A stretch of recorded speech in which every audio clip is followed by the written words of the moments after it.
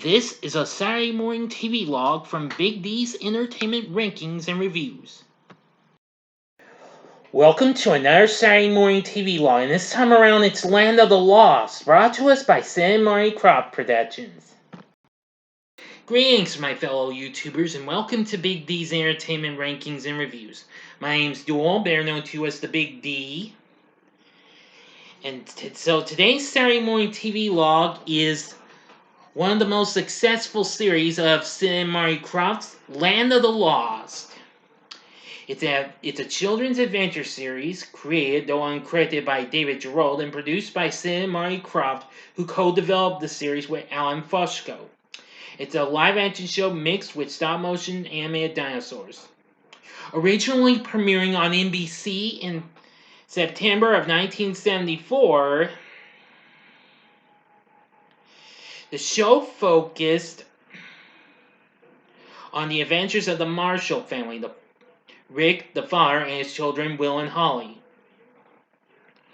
who are out on a raft and what have you, when an earthquake occurred. And then, as the theme song goes, high on the rapids, it struck their tiny raft and plunged them down 1,000 feet below, as they are now trapped in an alternate universe or time warp inhabited by dinosaurs, a primate-type people called Bakuni, and aggressive humanoid lizard creatures called the Sleestaks. Now, of course, the series opens with a theme song accompanied by a banjo-like instrument and a synthesizer. The episode's storylines focus on the family's efforts to survive and find a way back to their own world, but the exploration of the exotic inhabitants of the Land of the Lost is also an ongoing part of the story. That's right. Anyway, let's see.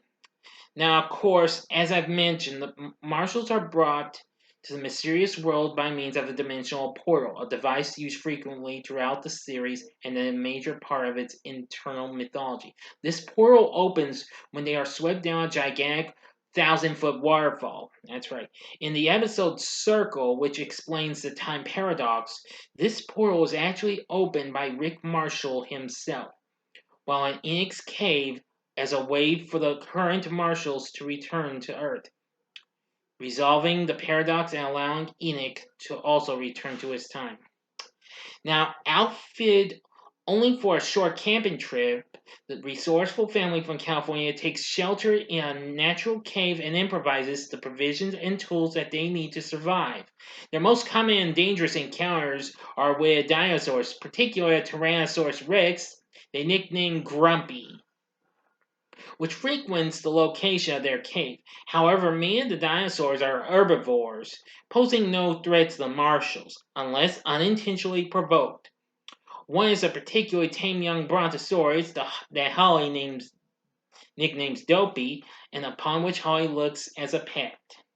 They also encounter the Sleestaks and the Bakuni, one of whom, Chaka, they befriend, as well as a variety of dangerous creatures, strange geography, and unfamiliar technology. The main goal of the three is to find a way to return home, and they are occasionally aided in this by the Altrusian castaway Enoch. Now, at the start of the third season, Rick Marshall is explained to have been accidentally returned to Earth alone, leaving his children behind, and is immediately replaced by his brother Jack. Rick Marshall abruptly disappeared while trying to use one of the pylons to get home. Jack stumbled upon his niece and nephew after he embarked on a search of his own to find them. Well, though the term time doorway is used throughout the series, Land of the Lost is not meant to portray an era in Earth's history, but rather an enigmatic zone whose place and time are unknown. Indeed, when in the first few minutes of the pilot, the Marshall family father tells his children that he spied 3 moons in the sky, the original creators of these time portals were thought to be the ancestors of the Sleestak, called Altrusians, though later episodes raised some questions about this. Many aspects of the show, including the time doorways and environmental processes, were controlled by the pylons, metallic obelisk-shaped booths that were larger on the inside than the outside and housed matrix tables, tables studded with a grid of colored crystals. Yeah, almost kind of like the TARDIS from Doctor Who. Uncontrolled time doorways result in the arrival of a variety of visitors and castaways in the land. Yeah. Now, apparently, there was so much to go on with this. Let's see.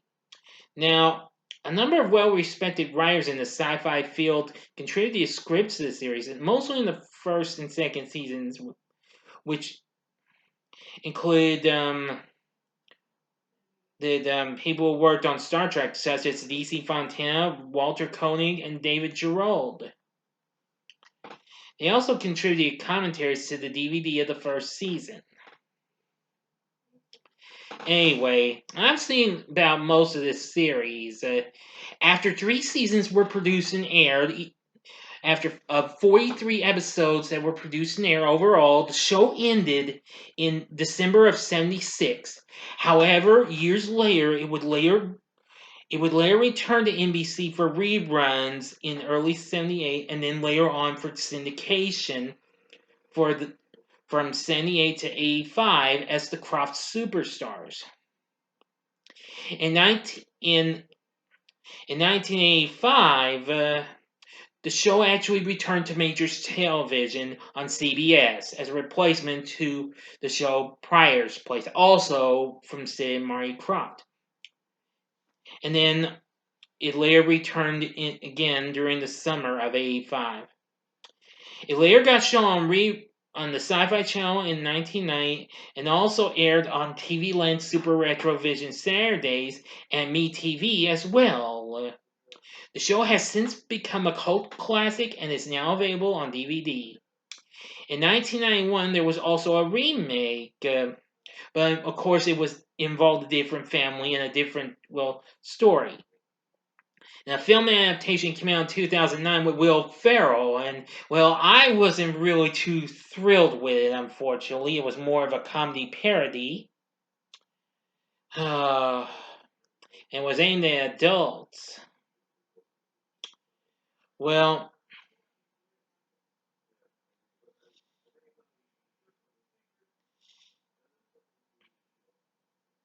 now they're saying they're trying to do an updated remake of this, and they're saying it will be an hour-long series. But that was like they mentioned that 3 years ago. In an interview, the Croft brothers.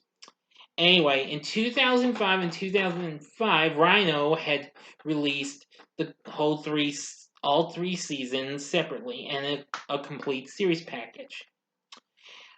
But in 2009, right about the time the movie came out, Universal got the rights and released 2 complete series releases, one in original packaging and the other enclosed in a reproduction of the Land of the Lost vintage 70s lunchbox. And the only bonus feature was a look at the film,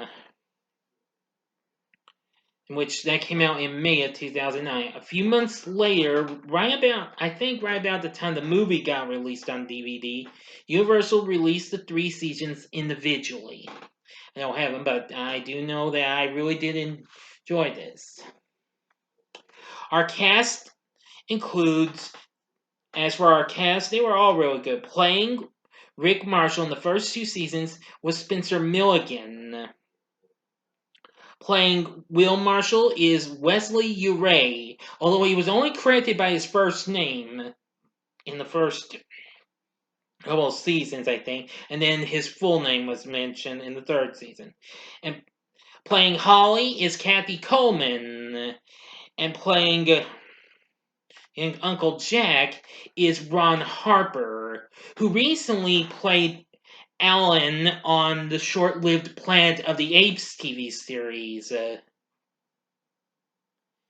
Anywho, there'd also be several other players in this, but that's all I'm telling you. Philip Paley played Chaka, as a recurring character in the first 2 seasons, but was fully part of the 3rd season. Anyway, you might be able to find this show on maybe some streaming sites, but I don't know. But anyway, Land of the Lost, I feel like it's a good show. I have watched the original series, and it's still good, and I like the theme song. What's more is, right about the same year this show came out, a show with it had sort of similar plot to this, but with a little different bits in it, was Hanna-Barbera's Valley of the Dinosaurs, which will be featured in 2 weeks on the Saturday Morning TVLog. Only it involved a bigger family, though, but I'll tell you about it when I get to it, alright? But anyway, the original Land of the Lost, you gotta check out. But I'm sure a lot of you have seen it. And if you have seen the original Land of the Lost, tell me what you thought about, what you think of it, and why have you in the comment section below. If you like this video, click the like button, subscribe to my channel, and be a part of the Big D Nation. Now, and if you would like for me to talk about the 90s series, I'll think it over and maybe save it for later on if I decide to watch a few episodes. I've only seen a little bit of that 90s version, but I'll try and give it another go for it, though, okay? Promise. But anyway, tell me what you thought about Land of the Lost, the original series, okay? In the comment section below, you already know the rest. Anyway, thanks for watching, and if you like this, you may want to consider check out some of these other Saturday Morning TVLogs. In the upper left-hand corner is my very first Saturday Morning TVLog, and it was on Shazam, which premiered the same year this did. Or if you'd like, catch last week's Saturday Morning TVLog, or see it again if you like, and see HR Puff and stuff in the upper right-hand corner. Or you can see my review of this underrated film Wesley Uray did after Land of the Lost ended in the form of Chomps. In the bottom left-hand corner. In the bottom right-hand corner is the button you can click to subscribe. If you like rankings and reviews on movies, TV, music, video games, etc., then I'm your guy. Thanks for watching, and next week's Saturday Morning TVLog is These Are the Days, which happens to be another 1974 series. So until next time, I'm the Big D saying, see ya.